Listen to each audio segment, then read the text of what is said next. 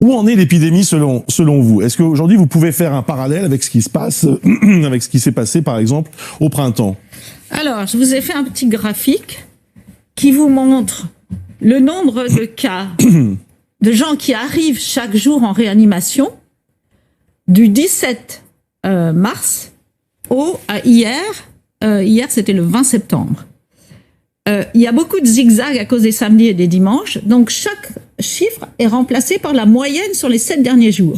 Donc, il y avait 85. En fait, c'est l'avant-dernier jour. J'ai mis le jour hier soir, mais ce graphique date d'avant-hier. Okay. Aujourd'hui, on en est à 86 en moyenne dans la semaine qui se finissait le 19 septembre.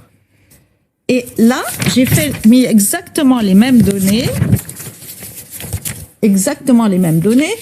Mais j'ai changé d'échelle verticale.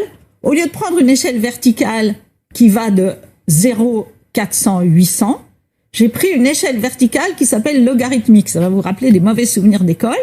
Et ça fait 8, 80, 800. Donc on voit beaucoup mieux ce qui se passe en bas. Parce que ça correspond à la croissance exponentielle dont on parle, c'est bien cela? Exactement. Si, avec cette échelle, une croissance exponentielle correspond à une droite. Et d'ailleurs, en bleu, en pointillé bleu, vous voyez pas très bien, mais ça, elle commence là, c'est pas facile là. Elle commence par là en bas. J'ai commencé à tracer cette droite déjà il y a à peu près 8 ou 10 jours, et tous les points suivants que j'ai rajoutés, je rajoute ça chaque soir, je prends les points sur le site de Santé publique France, tous les points suivants se sont ajoutés, se sont mis gentiment sur ma droite. Merci et donc j'ai projeté.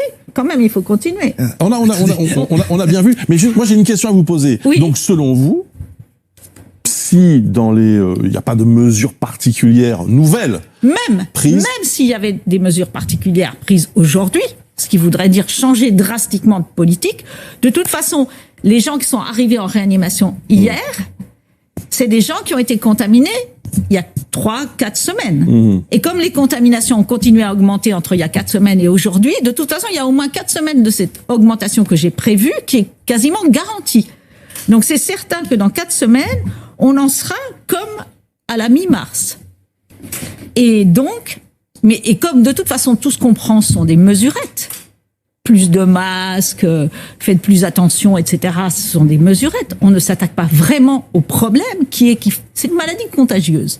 C'est d'une simplicité biblique. Il faut trouver les gens qui sont contagieux rapidement pour les isoler, pour qu'ils arrêtent de contaminer autour d'eux.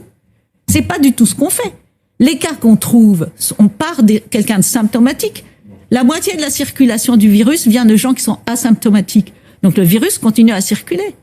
Sur 5 cas qu'on a trouvés la semaine dernière, il y en a un seul qui était un contact d'un cas connu. Donc cette histoire de traçage des contacts à partir des gens symptomatiques, c'est une toute petite vue du problème. Le problème est bien plus grand que ça. Le virus circule partout. Si je résume bien, 1, selon vous, l'épidémie va continuer à progresser dans les prochains jours et les prochaines semaines de façon exponentielle. 2, absolument, le gouvernement ne prend pas les bonnes mesures pour lutter contre cela. Exactement.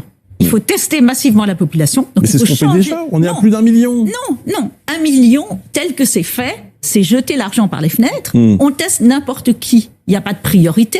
On ne distingue pas les tests diagnostiques. Quelqu'un qui est malade, qui a besoin de savoir, on a besoin de savoir s'il a le Covid ou une autre maladie. Et les tests de dépistage, dans la population générale, tous ces gens asymptomatiques, où sont-ils?